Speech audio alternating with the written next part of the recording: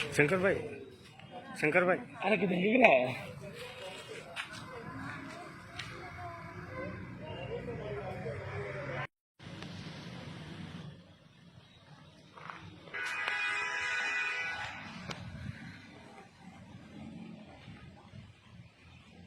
కొంచెం లోపలికి కింద పెట్టు రాకేష్.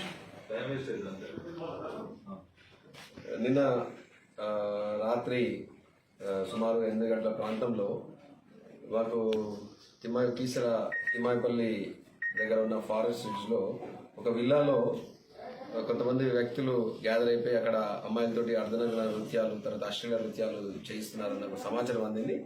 దాంతో కీసర పోలీసులో మేము నా ఆధ్వర్యంలో మా డిఐ సుధీర్ కృష్ణ తర్వాత ఎస్ఐ రమేష్ అండ్ మా పార్టీ అందరూ కూడా అక్కడికి వెళ్ళేసి ఆఫీసులో నోటీసులు పెట్టి దగ్గర అక్కడ రైడ్ చేయడం జరిగింది.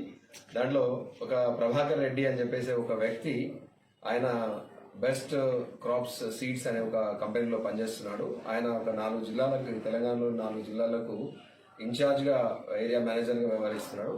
ఆయన తన కింద ఉన్న డీలర్లు అందరినీ కూడా ఈ ఇయర్ ఎండింగ్ కాబట్టి వాళ్ళందరికీ ఒక పార్టీ ఆర్గనైజ్ చేయాలని చెప్పేసి ఆ ఉద్దేశంతో భాస్కర్ వర్మ అనే ఒక వ్యక్తిని కాంటాక్ట్ చేయడం జరిగింది.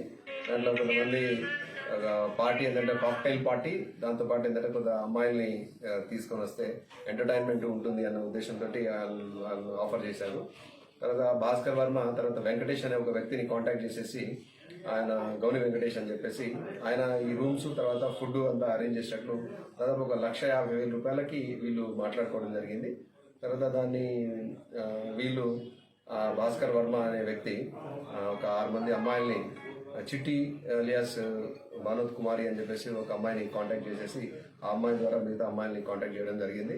వాళ్ళందరినీ తీసుకొని ఇక్కడ విల్లాలో ఈ ఫారెస్ట్ రిడ్జ్లో కొన్ని విల్లాస్ ఏంటంటే ఈ కొంతమంది వ్యక్తులు ఏంటంటే వాళ్ళ విల్లాస్ని అంటే ప్రైవేట్ అయితే గెస్ట్ హౌస్ ఉన్నాయో వాటిని బయట వాళ్ళకి రెంట్కి ఇస్తారు కొద్దిగా ఆన్లైన్లో. ఇది వెంకటేష్కి తెలుసు.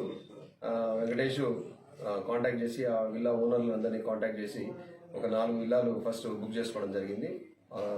చేసి ఇక్కడ పార్టీ అనేది అరేంజ్ చేస్తే మాకు ఇన్ఫర్మేషన్ వచ్చింది. దాంట్లో మేము పట్టుకున్నాం.